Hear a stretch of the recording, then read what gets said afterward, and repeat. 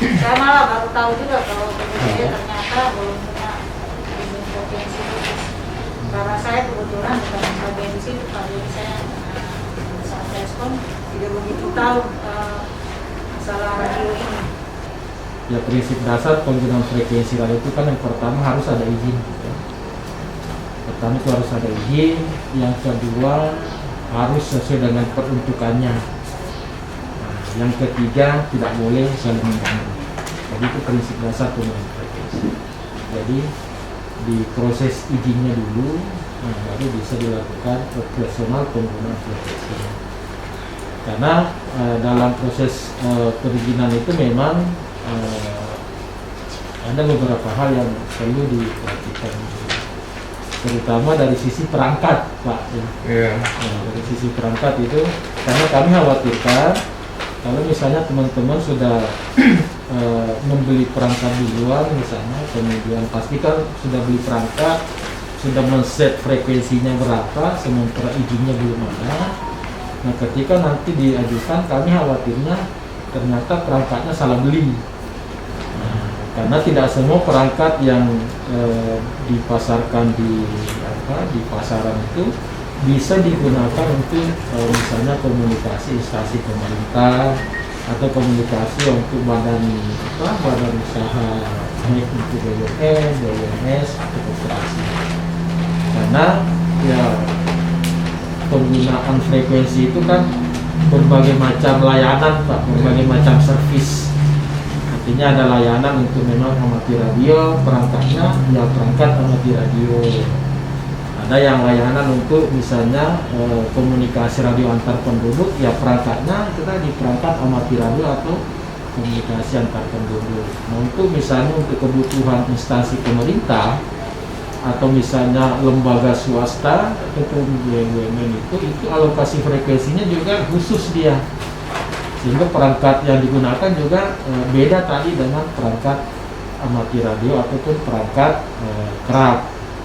Nah, memang yang sering kita temukan di lapangan itu misalnya ya karena kekurangan informasi mungkin informasi, sehingga ada beberapa pengguna itu sudah mengudara duluan, sudah beroperasi duluan menggunakan frekuensi, misalnya baik itu instansi pemerintah atau lembaga swasta ataupun misalnya teman-teman dari koperasi atau LSM itu, tapi dalam penggunaannya itu main di frekuensi amatir, ya frekuensi amatir radio yang 144 sampai 148, atau misalnya di frekuensi kerap, jadi komunikasi radio antar penduduk. Nah, organisasi namanya RAPI, radio antar penduduk Indonesia. Itu alokasi frekuensinya kan di 142 sampai 143. Nah, sementara untuk alokasi frekuensi ini komunikasi untuk dukungan internal instansi pemerintah atau swasta itu alokasi frekuensinya berbeda. Itu bisa misalnya di VHD itu biasanya di kepala 15 atau di kepala 16, bukan di kepala 14 tadi. Sehingga memang perangkat yang digunakan juga berbeda. Itu perlu menjadi perhatian. Kemarin saya diskusi dengan Bu Ida, bagaimana Bu kalau misalnya kita coba menghubungkan semua desa, tapi masing-masing NGO punya desa masing-masing. Kalau misalnya Pusaka punya di 4 desa, kemudian CRS punya 3 WPI Islamic Gari punya 3 desa, tetapi informasi yang bisa disatukan oleh BPPD. Karena dalam hal ini adalah yang mengambil kebijakan, yang mengambil sebuah keputusan, apalagi sistem peringatan dini yang kita tanggung jawab itu adalah pemerintah. Nah, itu yang harus mungkin nantinya harus disepakati dengan SOP yang seperti Bu bilang tadi. Nah, Islamic Gari sendiri juga masih kemarin kita mendistribusikan beberapa radio HT, tetapi masih belum punya izin. Nah, kita punya rencana juga mau mengizinkan, mau membuat izin pasti. Nah, namun kemarin saya melihat beberapa ada teman-teman Pusaka atau yang Karitas meresmikan repeaternya. Nah, saya diskusi dengan Bang, apakah repeater itu nantinya kita menggunakan frekuensi yang sama, tetapi digunakan oleh semuanya. Gitu. Karena kan nantinya nggak mungkin kita punya 3 desa dengan frekuensi sendiri, kemudian desa yang lain punya frekuensi sendiri, dan tentunya BPBD sebagai penanggung jawab punya banyak radio. Iya.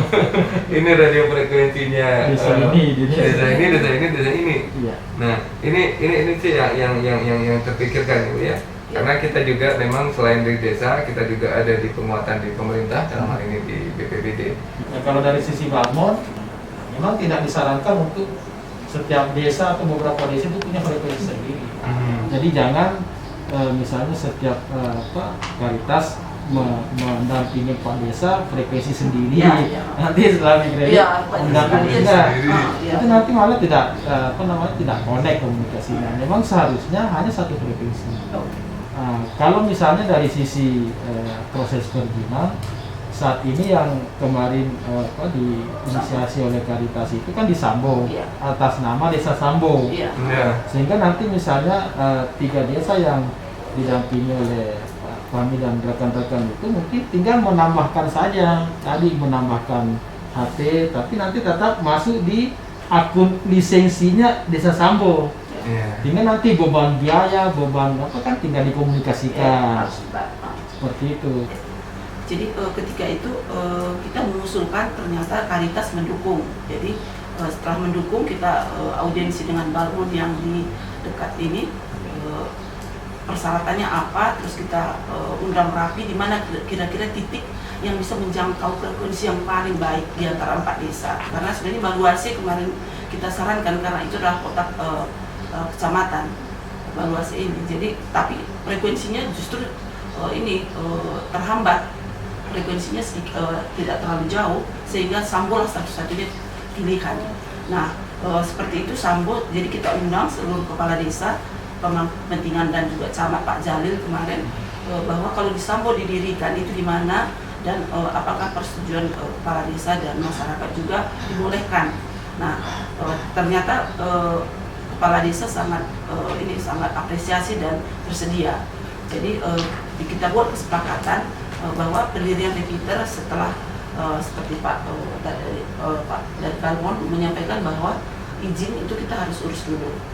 Nah setelah didirikan, ternyata bukan hanya menjangkau 4 desa, bahkan kalau Dolo Selatan seluruhnya, Dolo Barat ada 4 desa, Gumbasa ada kalau nggak salah 5, terus satu lagi itu bisa 4 desa juga, jadi seluruhnya tercover sebenarnya lebih dari 36 desa.